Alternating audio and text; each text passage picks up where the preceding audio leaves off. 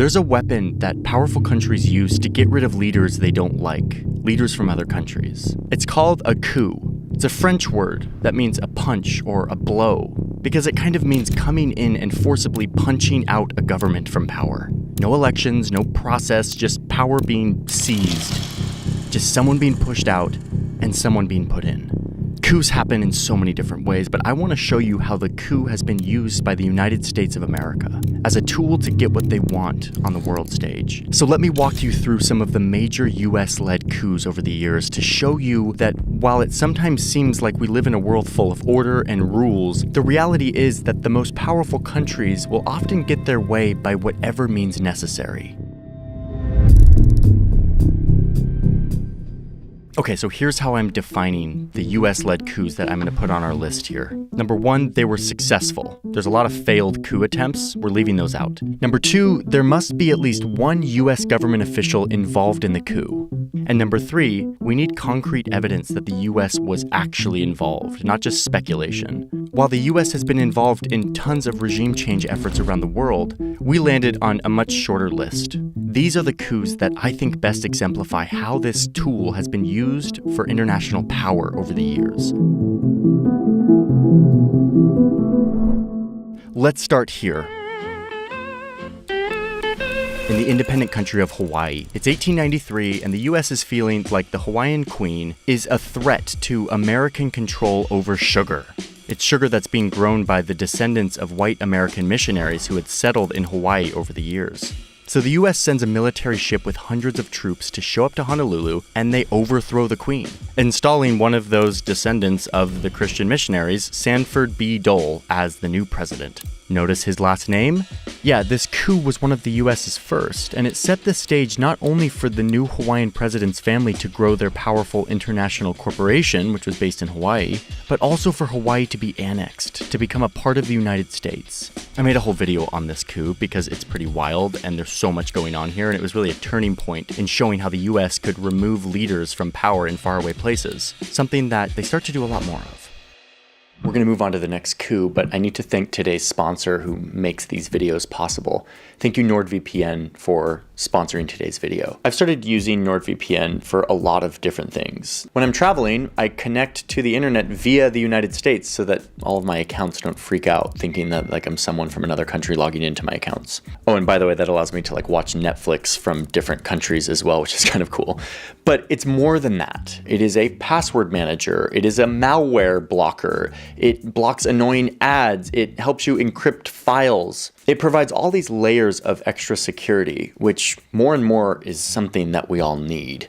And the best part is you don't have to be a technical person to do this. It's one click away and you have all of this protection, or you can have it just connect automatically and you just have it running in the background. And not just for one computer. When you sign up for Nord, you can get up to 6 devices that are all protected by Nord's many different layers of security. And at the end of the day, you don't have to take my word for it. You can go try it out, and if it's not useful to you, you get all your money back for 30 days. So it's like a trial period. Oh, and NordVPN just turned 11 years old, and so if you click the link in my description, it is nordvpn.com/JohnnyHarris. For a limited time, you will get a free mystery gift. Not totally sure what it is, but who doesn't like a free mystery gift? Thank you, NordVPN, for sponsoring today's video. Let's get back into the map. I gotta get out of here because things are about to heat up. We got a lot more to cover on these coups. The next coup has to do with Spain.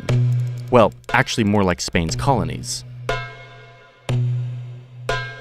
Spain's glory days have come and gone. They are a declining empire, and there is major resistance in their colonies, especially in Cuba, Puerto Rico, and the Philippines. Meanwhile, the US is a rising empire, and they already are pretty uncomfortable with Spain having colonies 100 miles off their coast. But at the same time, they don't love the idea of true independence for places like Cuba or Puerto Rico. These are strategic islands right in the US's neighborhood. And like Hawaii, American companies have money invested, particularly in Cuba. Independence might mean them getting kicked out. So the US delves into this fight between Spain and their colonies. They use the explosion of an American Navy ship as their excuse, even though it was likely an accident, not an attack.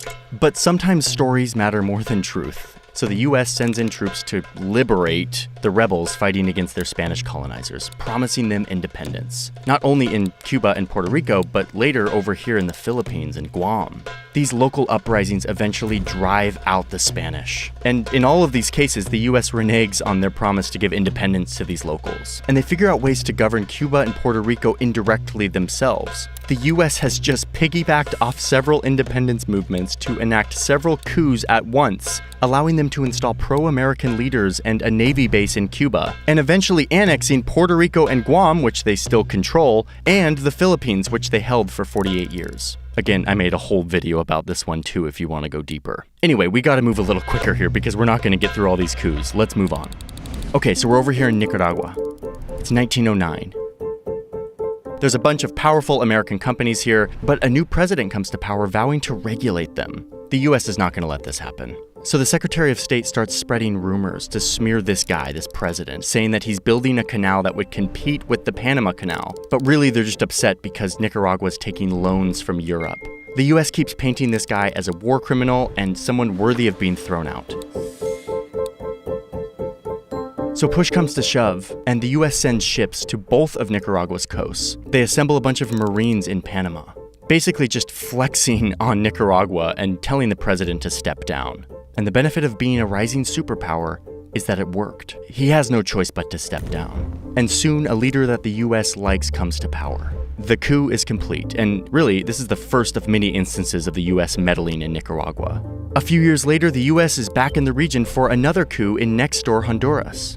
This one was plotted by a band of private American citizens, and it follows a similar pattern. A new president comes to town, in this case directly inspired by Nicaragua's president, and he wants to take back control of the country from American businesses. In this case, we're talking about bananas. The banana companies were not going to let this happen. And it was mostly this guy, a banana businessman named Sam the Banana Man. He's not going to let this pesky president run his country. No. So he assembles his own militia. He literally buys a surplus Navy ship, loads it up with weapons, and starts his campaign to get this president out. He sails from New Orleans to the coast of Honduras, and he literally invades the country with like a private army. Wait, where's the US government in all this? They also didn't like the political direction of Honduras either, so they just sort of stood back. Let this private invasion happen, and then at the critical moment, the US steps in to order a ceasefire, basically bullying the president to step down. He had no way forward, no defense, so he resigns.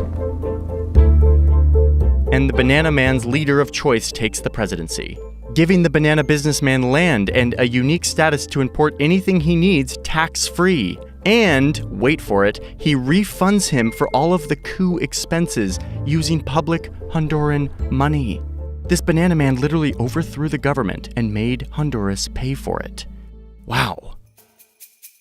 Okay, so let's move forward to the 50s, where the coup becomes a more useful tool in the American toolkit. There's this new US agency dedicated to collecting and analyzing information from all over the world, meaning for spying. They call it the Central Intelligence Agency, the CIA, and it completely revolutionizes the art of the coup. Oh, and at this point, the US is now a full-blown global superpower, no longer just looking in their own neighborhood, but rather at the whole world map, investing huge resources into fighting their global rival and its communist ideology. So this gets us to Iran, 1953, where Iran had just elected a new star politician, Mohammad Mossadegh. He rises to power believing that Iran must take back control of its most valuable natural resource, oil, which at the time was completely controlled by a British company called the Anglo-Iranian Oil Company. We know it today as BP. Mossadegh is done with this. Let's kick the British out and take back our oil. But like the US, Britain is not happy with Iranians trying to take back their resources. So they warn that if they do this, there will be consequences. So the British catch a quick meeting with the CIA's Middle East guy who was passing through London, and they pitch him on this idea. Let's throw out Mossadegh. The CIA's like, okay, and they kind of sniff communist vibes on Mossadegh with this big desire to nationalize Iran's oil. Or at least they tell themselves they do. So the CIA agrees, and they secretly send this guy to Iran. He's the Middle East bureau chief, Kermit Roosevelt. He's like in his 30s. Oh, and yes, he is the grandson of another big coup guy, Teddy Roosevelt, who I have gone into in other videos. Roosevelt sneaks into Iran and is given $1 million taxpayer dollars to use, quote, in any way that would bring about the fall of Mossadegh. So now there's American CIA agents in Iran secretly trying to overthrow the government. And it's a rocky start at first with a bunch of failures. But they start using their money to get traction, bribing politicians, religious clerics, and other leaders to say divisive and controversial things about Mossadegh. They hire locals to stage attacks against religious leaders, making it look like they had been ordered to do so by Mossadegh. But really, they were just getting paid by the CIA to do this. And with enough time and money, they create an atmosphere of chaos and hostility and distrust among the public. Oh, and there's weapons. The CIA stashes enough weapons and explosives to support a, quote, 10,000-man guerrilla organization for 6 months, like just in case they need to, start a full-on conflict. The result of all of this is more violence and chaos that engulfs the capital. Shops are being destroyed, bullets are flying into mosques, people are beaten, and thousands of paid demonstrators flood the street. The city falls into anarchy, all of it orchestrated by CIA money. And in the end, this all results in a bloody shootout at Mossadegh's house. He eventually gives up and turns himself in. He's put through a sham trial and found guilty of treason and sentenced to 3 years in solitary confinement and then house arrest, where he stayed until his death. The previous ruler of Iran, Mohammad Reza Shah, which just means king, had fled the country. But now, with the democratically elected Mossadegh gone, and with the backing of the US and UK, he could charter a flight back into Iran and take control. The Shah crowns himself in a tradition which goes back 25 centuries. His title is King of Kings, and he becomes Emperor of his nation. The US really came out on top here. They got what they wanted. They now have an American-friendly dictator in a powerful country in the Middle East, who is now welcoming American oil companies to get in on one of the largest oil reserves on Earth. Under the Shah, Iran becomes a brutal police state. He executed military officers, student leaders, anyone associated with Mossadegh. He set up a secret police force, and life was brutal. So brutal that in 1979, the frustration of Iranians burst forth in mass protests that ran the Shah out of office and replaced him with an inspiring new leader who would turn Iran into an Islamic republic, built in part off a foundation of resentment for the US having meddled in their country. The Islamic Republic has held power ever since, and has morphed into the oppressive theocracy we know today, though maybe not for long. Before we go on, a quick reminder that all of these coups, these plans to overthrow leaders in other countries, did not require American votes or consensus or approval of Congress. It was usually just a few key men in government buildings in Washington, D.C. making this happen. These people would go on to define the Cold War and shape so many covert operations around the world that many of which we'll never know about. Okay, let's keep going. The next year, in Guatemala, the CIA tried to pull the same playbook that they used in Iran, once again targeting a leader that the people had elected, but who wanted to take back the country's resources for the people, to break up these American monopolies that controlled the country's electricity and railroad. The president even starts to seize land from one massive banana company. It was often unused land that he wanted to redistribute to the locals who could farm it and feed their families, and hopefully climb out of the system of endemic poverty in the country. Once again, I made a whole video on this, the geopolitics of bananas in Central America. But the fact is that the US decided that they had to defend the banana companies, or else more communist reforms would spread. So the US President and Secretary of State ordered an overthrow, and the CIA got right to work. The CIA hand selects a leader that they want to be in power. And then they start giving equipment and training to a bunch of Guatemalan exiles and private soldiers. They set up a secret operation base on the outskirts of Miami. They start delivering weapons to the Panama Canal. But like the other coups, it can't just all be about weapons. They gotta own the information space. So they create a radio station that sounds like it's a local Guatemalan radio station, but really it's being operated out of a small town in Florida. And they start publishing fake news about an uprising, unrest, a rebellion. And then, at the same time, the fighters that the CIA had trained and armed invades Guatemala. Pilots start dropping bombs on fuel tanks and military posts and airports. But they weren't starting a full-on war. They weren't trying to cause real damage. They wanted it to feel like a domestic uprising, like a war was on the horizon, to freak people out. And for many, it totally worked. They thought that this was a real uprising and had no idea that the CIA was behind it all. But the president knew what was up. He had messed with the USA, and now he's hearing about it. Military leaders in his circle are feeling the pressure from the big bully from the north, and they turn on him, and he eventually surrenders. On his way out, the president addresses his people, makes it very clear that, quote, the United Fruit Company, in collaboration with the United States, is responsible for what is happening to us. And just like that, one president is out and the hand-picked CIA option is in.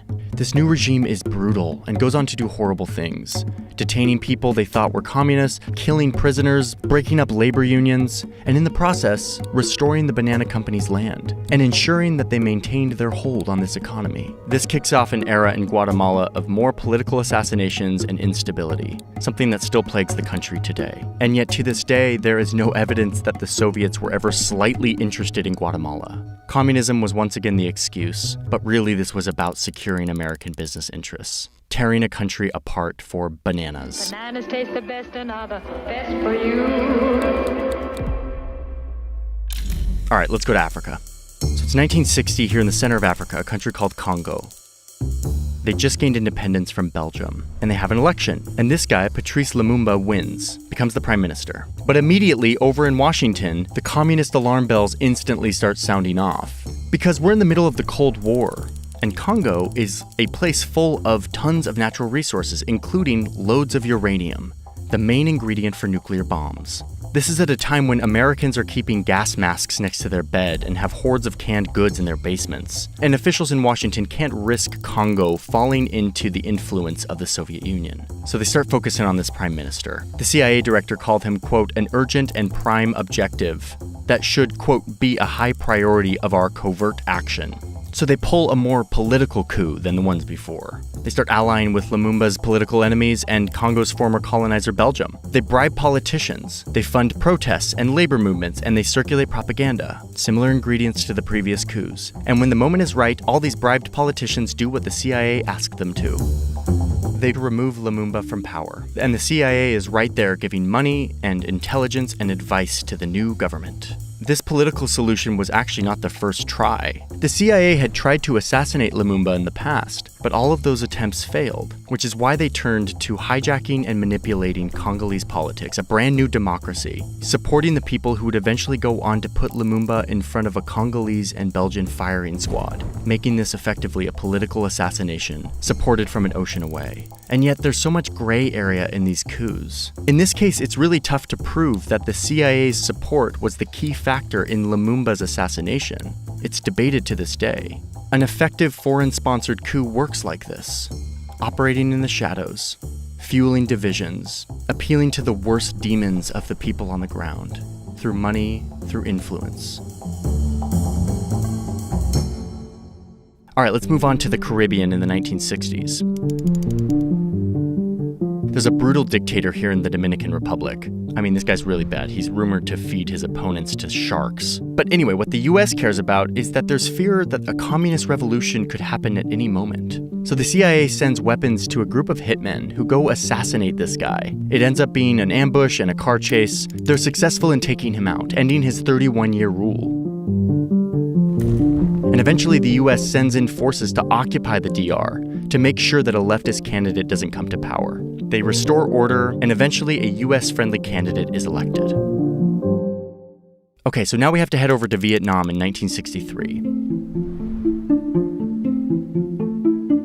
And boy, this is a way bigger one than we have time for, but we're trying to focus on the coup element of this. Vietnam was divided in two, between communist and pro-Western governments. The US needs the South to stay on their side, but Washington starts to lose confidence in this guy, the South's leader. He's losing a grip on the country, and the US fears that communism will take over the whole country of Vietnam. So the CIA rolls up its sleeves. It's time for another coup. This time they focus on a South Vietnamese general who also doesn't love the president, and he agrees to do the CIA's bidding. And when given the signal, the general directs his military to seize the airport and radio stations, and they block off highways. They march to the presidential palace. A bloody shootout goes down, and this president, President Diem, escapes. He happens to be with his brother, but it's not going well for them, so he realizes that he needs to set up a meeting to surrender. They're going to meet at a Catholic church. This was probably going to be a peaceful meeting, but when the generals arrive, they just kill him on the spot, saying, quote, "To kill the weed, you must pull up the roots." Meaning, in order to solve the problem, Diem must die. Exile was not enough. Now, the US actually didn't plan for this to happen. They didn't want to kill this guy. It was not an official order from Washington. But they made this coup happen. JFK is said to be really distraught about this, the first American Catholic president behind the coup that killed the first Vietnamese Catholic president. And incidentally, JFK was assassinated 20 days later. And one national security journalist argues that Diem's assassination actually had a greater impact on American history than the murder of JFK, because it locked the US into a decade of conflict in Vietnam, which ballooned into a long war, ending in an embarrassing defeat and a political crisis at home. One of the few coups where the US actually had to deal with the aftermath. Okay, let's blast through a few of these really quickly. I'm going to skirt over some details here. It's 1964 and Brazil is potentially veering off into communism with the rise of a new leftist leader. Lucky for the CIA, there's already a coup being plotted against him, so the US military just shows up with ships off the coast of Brazil. They airlift in a bunch of ammunition and supplies. They didn't end up having to do much, actually. Instead, they just stood by with reinforcements and watched the Brazilian coup go down. The leftist leader goes down and a new leader comes in.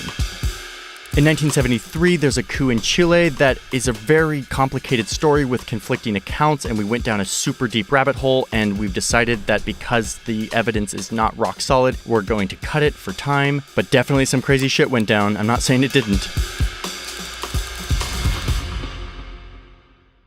Okay, we're back in Africa, and it's the 80s, and over here in Libya, the dictator, Muammar Gaddafi, was making lots of trouble in the region, funding terrorist groups and working to expand his influence all over the region. Then he gets a call from his neighbor Chad asking for help against a rebellion. Gaddafi eagerly sends 4,000 troops to occupy a huge part of the country and makes friends with the new president by helping him exile his rival. And soon Gaddafi's getting greedy and threatening to merge Chad into Libya. The US is not into this. So Ronald Reagan fires up the well-oiled coup machine, launching a covert war, sending weapons and cash to rebels in Chad, and supporting that political opponent who was ousted, helping him fight back. And it works. The president of Chad has to flee, and the US-backed and supported leader comes to power. And now there's a conflict, and the CIA continues arming the war even after this guy is in office. The new US-backed leader rules brutally for 8 years, until he's eventually overthrown by a military officer, and in 2013 he was charged with crimes against humanity, torture, and war crimes. Okay, now let's go to this little island in 1983. It's communism again, and the US sends 2,000 troops to invade this small remote island and remove their communist leader. They didn't really know much about this small island, and they literally had to use tourism maps to plan their invasion. Anyway, American forces move in, overwhelm the Grenadian fighters who happen to be joined by their Cuban allies. The government collapses, and the US-friendly leader comes to power. Okay, back down to Central America. It's 1989, and we're here in Panama, where the US has control of a very important canal. And luckily, the Panamanian dictator has been very friendly to American interests. But the US starts losing confidence in this guy, wondering if he's really the best choice, ensuring the US maintain easy access to their vital canal. Oh, and it didn't help that this guy was indicted in Florida on drug trafficking and money laundering charges. We gotta get him out. But the straw that broke the camel's back for this guy was when Panamanian troops killed an unarmed American soldier in Panama City. The US is done with this guy, so they invade Panama with 27,000 troops. Panama's military is crushed, and the dictator is eventually arrested and sentenced to 40 years in prison. And the US ensures access to its canal after all.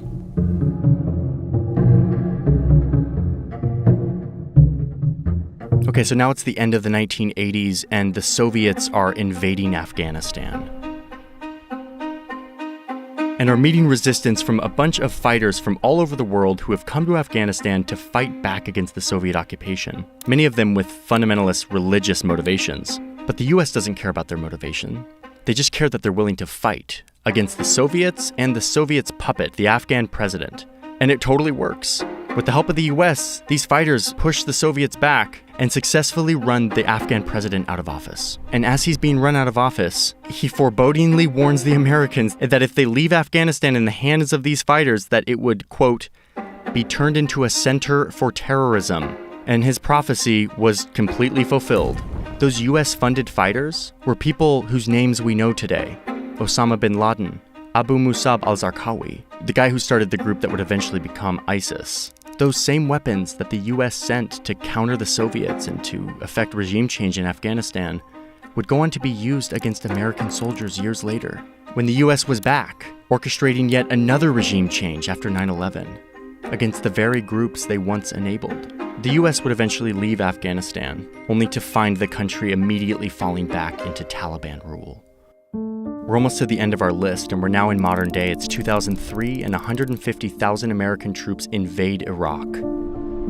They say that they are there to find and destroy weapons of mass destruction, but their main focus is taking out this guy, Saddam Hussein, which they do in a matter of weeks. Saddam fleeing into hiding, and President Bush declaring mission accomplished, establishing an American-friendly government in Iraq, creating once again a negative byproduct by alienating huge swaths of the Iraqi people and army who form a bunch of anti-American rebel groups that go on to fight against the American occupation, some morphing into groups like ISIS who wreak all kinds of havoc on the region to this day. Once again, I made a whole video about this topic, go check it out.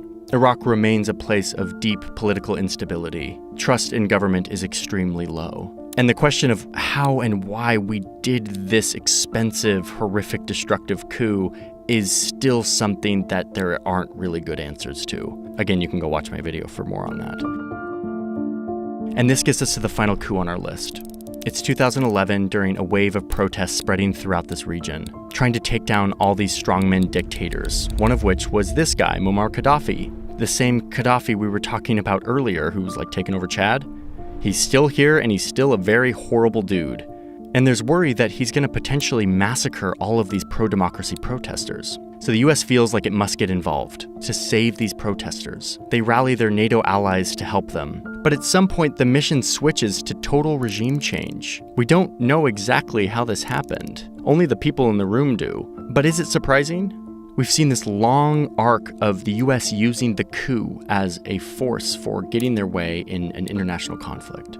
It's a tried and true tool in the American foreign policy toolkit, so it's not surprising that a coup becomes a solution during these difficult decision-making processes. So anyway, the target becomes Gaddafi, and now NATO drones are firing missiles at his convoy, and he eventually gets captured and gets killed on the spot. Libya has been in chaos ever since, but it's not like it was a great place under Gaddafi. And once again, we're in a gray area where we don't know the history that didn't happen, or how things could have turned out different if the US didn't get involved. That debate lives on. Okay, so that's our list. These are our coups that we decided to go over in this video. There are so many more that we could have mentioned. My purpose in doing this broad back-to-back history of American-led coups was so that we can see patterns that emerge. How a rising superpower became really good at removing leaders that didn't align with their way of seeing the world, or in a lot of cases who were not friendly to American business interests. But let's be clear, the US didn't invent this. This is something that powerful countries and empires have always done. What characterizes US-led coups, especially during the Cold War, was how the overthrow of these governments often stamped out new democracies, budding democratic movements, replacing them with authoritarian leaders who would go on to oppress the people with the support and backing of the United States, and in the process, redirecting the country's history. Lately, Russia has been meddling in the election process of the United States, and I've been reflecting on my feelings towards that, the violation of having an external power, sowing doubt and polarization and fear in my own democracy, in my own society. It feels like such a violation, and it is. This is giving me just a tiny taste of what it feels like to have an outside power pulling the strings in your country, tearing it apart for their own purposes, and in the process creating more problems for the people and for the United States itself, undermining any semblance of democracy or development, all in the name of keeping the US on top and dominant over the globe.